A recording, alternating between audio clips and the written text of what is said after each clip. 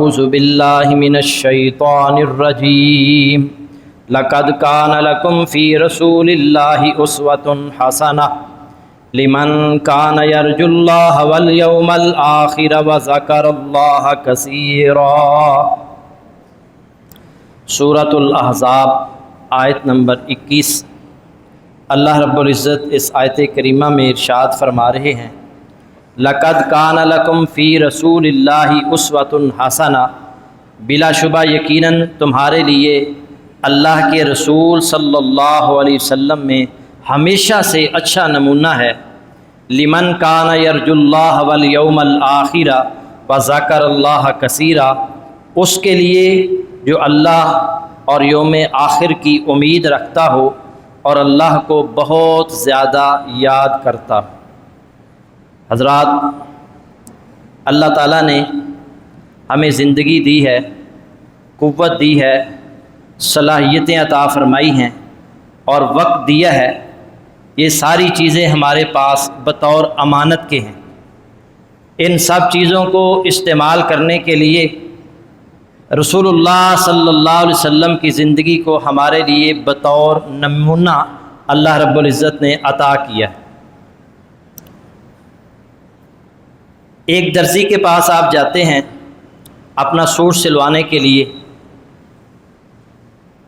تو آپ اس کو اپنا ماپ دیتے ہیں یا ایک سلا سلایا سوٹ دیتے ہیں کہ اس کے مطابق میرا سوٹ بنانا ہے۔ اب اگر درزی آپ کے ماپ کے مطابق، جو آپ نے نمونہ دیا، جو ماپ دیا، اس کے مطابق وہ سوٹ نہیں سیے گا تو آپ شدید ناراض ہوں گے اور ہرجانے کا مطالبہ کریں گے کہ میرے کپڑے کا اتنا مہنگا سوٹ لے کر میں آیا تھا، تو نے اس کا بیڑا غرق کر دیا۔ اللہ کے رسول صلی اللہ علیہ وسلم ہمارے لیے نمونہ ہیں۔ اللہ نے ہمیں زندگی عطا کی ہے جو اللہ کی ہے، اللہ نے بطور امانت کے ہمیں دی ہے۔ اللہ نے قوتیں دی ہیں، صلاحیتیں دی ہیں، وقت دیا ہے، تو ساتھ ہمارے لیے یہ بات لازم کرتی ہے کہ ہم نے ان قوتوں کو، ان صلاحیتوں کو، اپنی زندگی کو رسول اللہ صلی اللہ علیہ وسلم کے طریقے، آپ کے اسوہ حسنہ کے مطابق گزارنا۔ اور پھر یاد رکھیں کہ رسول اللہ صلی اللہ علیہ وسلم نے زندگی کا کوئی شعبہ ایسا نہیں ہے کہ جس میں ہماری رہنمائی نہ کی۔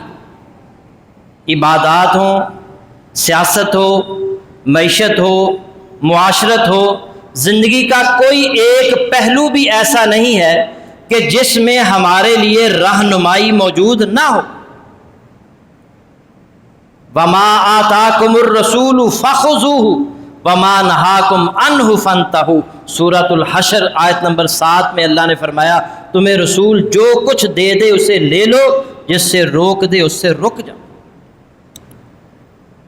جو میں نے ابتدا میں آیت پڑھی ہے اس کا اگلا حصہ ہے، لمن کان یرجو اللہ والیوم الآخر وذکر اللہ کثیرا۔ آپ صلی اللہ علیہ وسلم کی زندگی اسوہ حسنہ اس کے لیے ہوگی جو شخص اللہ اور آخرت کے دن پر ایمان، امید رکھتا ہے، اللہ کی اور آخرت کے دن کی امید رکھتا ہو اور اللہ کو کثرت سے یاد کرتا ہو۔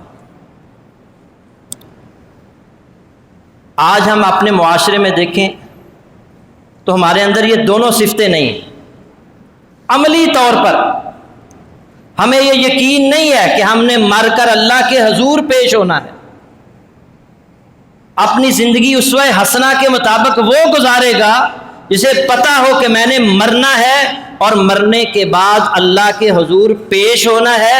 اللہ نے جو یہ زندگی مجھے عطا کی ہے اس کے مطابق اللہ نے مجھ سے حساب لینا ہے۔ اور دوسری خوبی، اللہ کو کثرت سے یاد کرنے والا ہو، وہ آپ کی زندگی کو اسوہ حسنہ نبی صلی اللہ علیہ وسلم کی زندگی کے مطابق اپنی زندگی گزار۔ آج ہم اپنے معاشرے میں دیکھیں تو جو دیندار طبقہ ہے ان کے پیشوا پیر ہیں، مشائخ ہیں، امام ہیں، اور جبکہ جو دنیا دار ہیں، جو اہل سیاست ہیں، ان کے پیشوا مغرب ہے، آکان مغرب۔ اللہ کے نبی صلی اللہ علیہ وسلم کی سیرت کو اپنانا ہے. ہمارے لیے رہنما، ہمارے لیے پیشوا محمد رسول اللہ صلی اللہ علیہ وسلم ہے. یہ چونکہ ربیع الاول کا مہینہ ہے اور اس مہینے کے اندر رسول اللہ صلی اللہ علیہ وسلم کی پیدائش بھی ہوئی ہے، رسول اللہ صلی اللہ علیہ وسلم کی وفات بھی ہوئی. اس کی مناسبت سے رسول اللہ صلی اللہ علیہ وسلم کی سیرت کے کچھ پہلو میں آپ احباب کے سامنے رکھنا چاہتا ہوں تاکہ ہم اللہ کے نبی صلی اللہ علیہ وسلم کی سیرت کو اپنائیں. اللہ کے نبی کی سیرت کو اپنائیں گے، دنیا بھی بہتر ہوگی، آخرت بھی بہتر ہوگی. نبی صلی اللہ علیہ وسلم کی جو حیثیت ہے نا، آج جو میں نے بیان کرنی ہے، آپ کیسے حکمران تھے. بحثیت حکمران ہم دیکھتے ہیں، کبھی ایک حکمران آتا ہے ہمارے ملک میں، کبھی دوسرا، کبھی تیسرا، اور ہر ایک دعویٰ کرتا ہے کہ میں پاکستان کو اسلامی فلاحی ریاست بناؤں. لیکن 75 سالوں سے پاکستان پیچھے گیا ہے، آگے نہیں بڑھا. نہ اسلامی ریاست بن سکا، نہ فلاحی ریاست بن سکا. تو جب تک ہم سیرت رسول کو نہیں اپنائیں گے، نہ اسلامی ریاست بن سکتا ہے، نہ فلاحی ریاست بن سکتا. اللہ کے نبی صلی اللہ علیہ وسلم کیسے حکمران تھے؟ آپ کی زندگی کا ایک دور ہے مکی دور، ایک ہے مدنی دور. مکی دور کے اندر نبی صلی اللہ علیہ وسلم پر ایمان لانے والے تھوڑے سے ساتھی تھے اور کمزور تھے، انتہائی کمزور، معاشرے کا کمزور ترین طبقہ، اور تعداد بھی تھوڑی تھی. نبی صلی اللہ علیہ وسلم آج چپ کے چھپ کر لوگوں کو دعوت دیتے رہے، تبلیغ کرتے رہے، اور آہستہ آہستہ تھوڑے سے لوگ بن گئے. بہرحال ایک وقت آیا کہ اللہ رب العزت نے آپ کو ہجرت کرنے کا حکم دیا. آپ صلی اللہ علیہ وسلم مدینہ پہنچتے، وہاں پر انصار کے 2 قبیلے ہیں، اوس اور خزرج، جو آپس میں بہت دشمنی تھی ان کی. مسلمان ہوئے، اللہ کے نبی صلی اللہ علیہ وسلم ان کی دشمنی ختم کی. پھر مدینہ کے اندر نہ صرف اوس اور خزرج تھے بلکہ یہودی بھی تھے. بنو قینوقا، بنو قریظہ، بنو نذیر، یہ 3 بڑے قبیلے تھے یہودیوں کے جو مدینہ اور اس کے آس پاس میں آباد تھے. نبی صلی اللہ علیہ وسلم نے مدینہ میں جا کر سب سے پہلے 3 کام کیے تھے. 3 آپ نے سب سے پہلا جو کام کیا وہ میثاق مدینہ. تمام جو سٹیک ہولڈر ہم کہتے ہیں نا، سٹیک ہولڈر کو اکٹھا کیا، جن میں یہودی بھی تھے، یہودیوں کے 3 قبائل، اوس اور خزرج، انصار بھی تھے، مہاجرین بھی تھے. تو آپ صلی اللہ علیہ وسلم نے ایک منشور طے کیا، ایک دستاویز تیار کروائی، جس کے اہم ترین جو نقطے تھے نا، اہم ترین، دیکھیں یہودی اسلام کے بدترین دشمن، اگر اللہ رب کے نبی صلی اللہ علیہ وسلم نے ان کو اکٹھا کیا، اور میثاق مدینہ کے اہم ترین جو نکات تھے، احترام آدمیت، عدل اور مساوات، ان 3 چیزوں پر اکٹھا کیا. اور سب سے اہم بات کہ اگر مدینہ پر کوئی حملہ کرے گا تو مسلمان، یہودی، اوس اور خزرج، انصار اور پھر مشرکین بھی تھے، ان کو بھی معاہدے میں شامل کیا، تو ہم سب مل کر اس کا مقابلہ کریں گے. آپ صلی اللہ علیہ وسلم نے اختلافات کو ترجیح دینے کی بجائے جو مشترکات تھے نا، نبی صلی اللہ علیہ وسلم نے ان کو اہمیت دی، جو مشترک باتیں تھیں. اور اس کے پھر بڑے فوائد ملے اسلام کو. پہلا فائدہ یہ ہوا کہ نبی صلی اللہ علیہ وسلم کو انہوں نے سربراہ مملکت تسلیم کر دی. دوسرا فائدہ یہ ہوا کہ مدینہ کے اندر ایک باقاعدہ منظم ریاست وجود میں آئی. تیسرا فائدہ یہ ہوا کہ مسلمانوں کو ایک سیاسی قوت تسلیم کر لیا گیا. اور چوتھا فائدہ یہ ہوا کہ آپ کی جب سیاسی حیثیت کا اعتراف کیا گیا تو آپ صلی اللہ علیہ وسلم کو اسلام کی دعوت پہنچانے کے اندر بڑی آسانی ہوئی، جس سے اسلام جو ہے نا وہ بہت تیزی کے ساتھ پھیلنا شروع ہوا۔ اور اس کے ساتھ ساتھ ایک اور بہت بڑا فائدہ بھی ہوا کہ لوگوں کو رسول اللہ صلی اللہ علیہ وسلم کے قریب آنے کا موقع ملا، اور آپ کے بارے میں جو افواہیں تھیں اس کے بادل چھٹنے لگے۔ میثاق مدینہ کے بعد نبی صلی اللہ علیہ وسلم نے دوسرا اہم ترین کام یہ کیا، مواخات، ایک انصاری اور ایک مہاجر کو آپس میں بائی بائی بنا دیا، اور ایسا بائی بنایا آپ سن چکے ہیں، کئی بار سن چکے ہیں کہ انصاریوں نے اپنے مہاجرین بھائیوں کے لیے سب کچھ قربان کر دیا، یہاں تک کہ انہوں نے کہا کہ ہماری جائیدادوں میں بھی آدھی جائیداد میرے اس مہاجر بھائی کو دے دی۔ آپ صلی اللہ علیہ وسلم نے مہاجرین اور انصار کو بائی بائی بنا۔ اور تیسرا کام جو رسول اللہ صلی اللہ علیہ وسلم نے کیا وہ مسجد نبوی کی تعمیر تھی۔ مسجد کی تعمیر، مسجد جو ہے مسلمانوں کا روحانی مرکز ہے، عبادت کا مرکز ہے، نہ صرف روحانی مرکز ہے، عبادت کا مرکز ہے، بلکہ مسجد جو ہے یہ تعلیم کا مرکز بھی ہے، تربیت کا مرکز بھی۔ اگر افسوس سے یہ کہنا پڑتا ہے کہ آج عبادات کا مرکز تو مسجد ہے، تعلیم بھی ہوتی ہے، ناظرہ قرآن، حفظ قرآن کی تعلیم بھی ہوتی ہے، مگر جو تربیت کا مرکز ہے وہ آج مسجدیں تربیت کرنے سے قاصر ہیں۔ اور ایک مسلمان کا دوسرے مسلمان کا مسجد میں آ کر جو تعلق ہونا چاہیے، آج ہم آتے ہیں مسجد کے اندر لیکن ہمیں پتہ نہیں ساتھ والا بھائی کس حالت کے اندر ہے، اس کے حالات کیسے ہیں، یہ قسم پسی کی زندگی تو بسر نہیں کر رہا، ہمیں پتہ ہی نہیں ہے کہ ہمارا بھائی کیسا ہے، کس طرح کے اس کے حالات ہیں، ہم نے کبھی جاننے کی کوشش ہی نہیں کی۔ مسجد جو ہے یہ اس کو مرکز بنائیں، ایک دوسرے کے ساتھ تعلق جوڑیں، ایک دوسرے کے حالات کا پتہ رکھیں، تاکہ اگر وہ مشکل میں ہے، پریشانی میں ہے، تنگ دستی میں ہے، اس کی کفالت کی ضرورت ہے، اس کو اس کے علاج کی ضرورت ہے، اس کو مدد کی ضرورت ہے تو اس کی مدد کریں۔ تو اللہ کے نبی صلی اللہ علیہ وسلم نے جو اہم ترین تیسرا کام کیا وہ مسجد نبوی کی تعمیر تھی۔ اللہ کے نبی صلی اللہ علیہ وسلم آپ جو بھی فیصلے کرتے تھے اللہ کے قانون کے مطابق فیصلے کرتے تھے، اور اللہ نے حکم دیا تھا آپ کو، وَأَنزَلْنَا إِلَيْكَ الْكِتَابَ بِالْحَقِّ، ہم نے آپ کی طرف کتاب نازل کی ہے حق کے ساتھ، مُصَدِّقًا لِمَا بَيْنَ يَدَيْهِ مِنَ الْكِتَابِ وَمُحَيْمِنًا عَلَيْهِ، جو تصدیق کرنے والی ہے اپنے سے پہلی کتابوں کی، ان پر نگران ہے۔ فَاحْكُمْ بَيْنَهُمْ بِمَا أَنزَلَ اللَّهُ، آپ ان کے درمیان فیصلہ کریں اس کے مطابق جو اللہ نے نازل۔ فَاحْكُمْ، آپ فیصلہ کریں، بَيْنَهُمْ ان کے درمیان، بِمَا أَنزَلَ اللَّهُ اس کے مطابق جو اللہ نے نازل۔ یہ ہر مسلمان حکمران کی ذمہ داری ہے، یہ صرف رسول اللہ کو حکم نہیں ہے، ہر مسلمان حکمران کو، ہر قاضی کو، ہر جج کے لیے یہ حکم ہے، فَاحْكُمْ بَيْنَهُمْ بِمَا أَنزَلَ اللَّهُ اس کے مطابق فیصلہ کرنا ہے جو اللہ نے نازل کیا ہے۔ وَلَا تَتَّبِعْ أَهْوَاءَهُمْ اور ان کی خواہشات کی پیروی نہیں کرنی،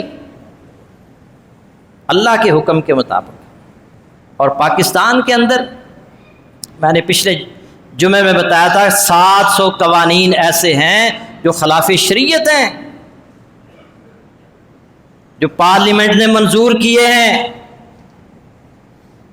جس کا پتہ چل جاتا ہے اس پر علماء آواز اٹھاتے ہیں اور حکومت اس کو واپس لینے پر مجبور ہو جاتی ہے، ورنہ میں نے بتایا 700 قوانین ایسے ہیں جو خلاف شریعت پاکستان کے اندر بنے۔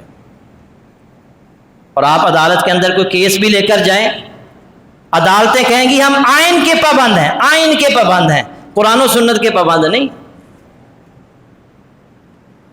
ایک ہمارے دوست وکیل ہیں، وہ بتا رہے تھے ان کا کیس تھا وراثت کا کیس۔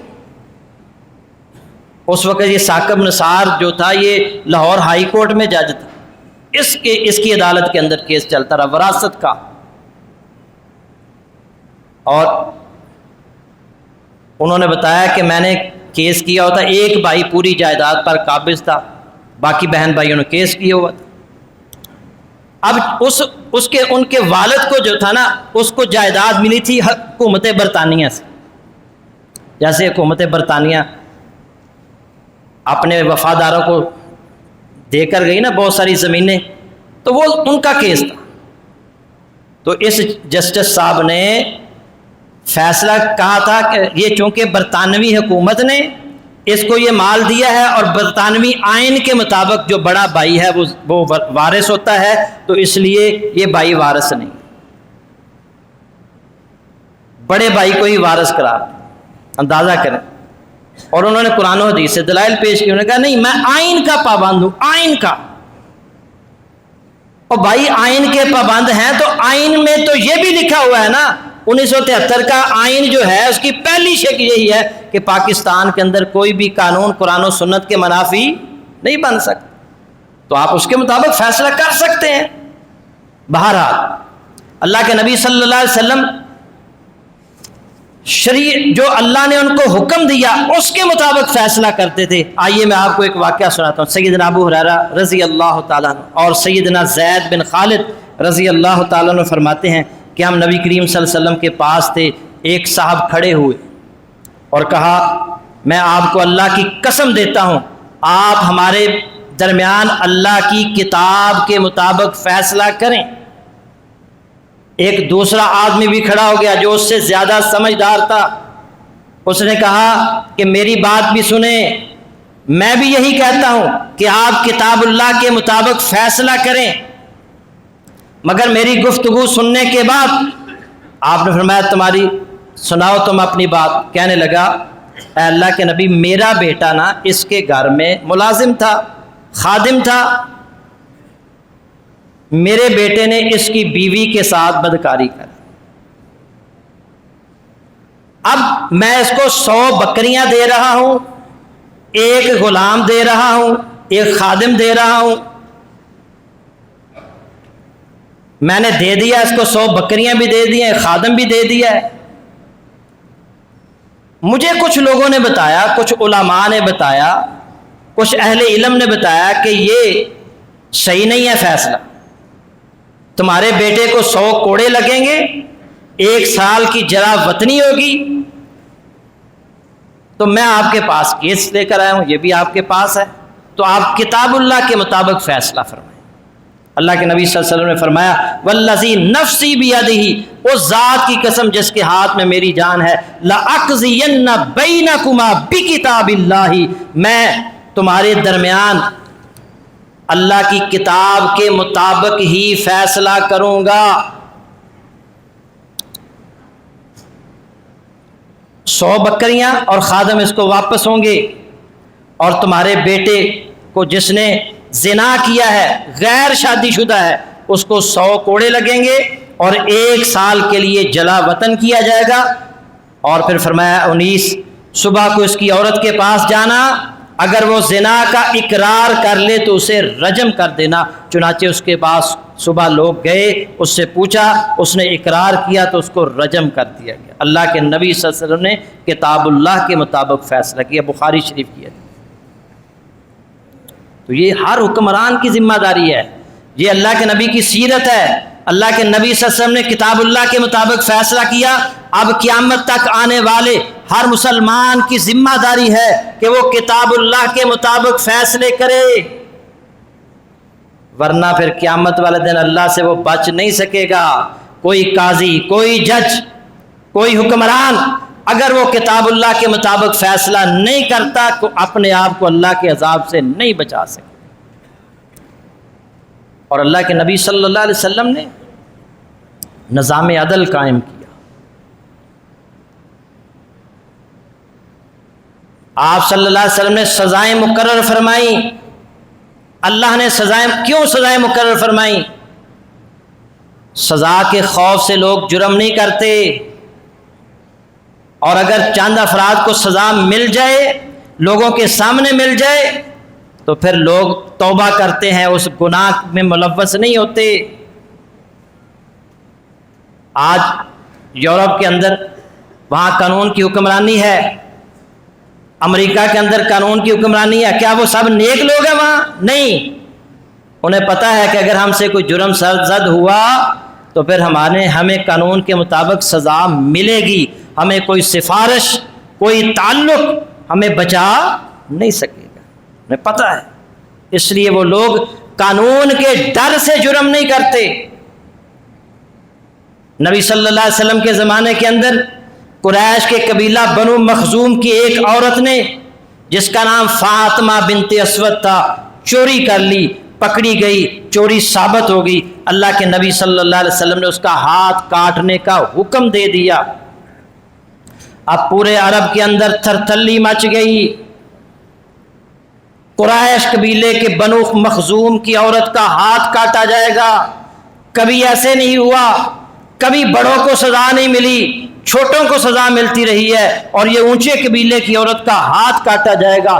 لوگ اکٹھے ہوئے اور کہنے لگے کہ اللہ کے نبی صلی اللہ علیہ وسلم کو اس عمل سے روکیں، ہماری عزت جو ہے وہ ختم ہو جائے گی، ناک کٹ جائے گی۔ اللہ کے نبی صلی اللہ علیہ وسلم سوچنے لگے کہ کس کی بات اللہ کے نبی نہیں موڑیں گے۔ چنانچہ قرآن حضرت اسامہ بن زید رضی اللہ تعالیٰ عنہ کے حق میں نکلا کہ اسامہ بن زید ایک ایسی شخصیت ہے جو اللہ کے نبی کے سامنے سفارش کریں گے، اللہ کے نبی ان کی سفارش رد نہیں کریں گے۔ اسامہ بن زید رضی اللہ تعالیٰ عنہ کو تیار کیا گیا، رسول اللہ صلی اللہ علیہ وسلم کے سامنے جا کر انہوں نے سفارش کر دی۔ اللہ کے نبی صلی اللہ علیہ وسلم کا چہرہ غصے سے سرخ ہو گیا، فرمایا لوگوں کو اکٹھا کرو۔ لوگوں کو اکٹھا کیا گیا اور اللہ کے نبی صلی اللہ علیہ وسلم نے پھر سب لوگوں کو ایک خطبہ ارشاد فرمایا فَإِنَّمَا أَمَّا بَعْدُ فَإِنَّمَا هَلَكَ النَّاسُ قَبْلَكُمْ، اے لوگو تم سے پہلے لوگ اس بنا پر ہلاک ہوئے، تباہ ہوئے، أَنَّهُمْ كَانُوا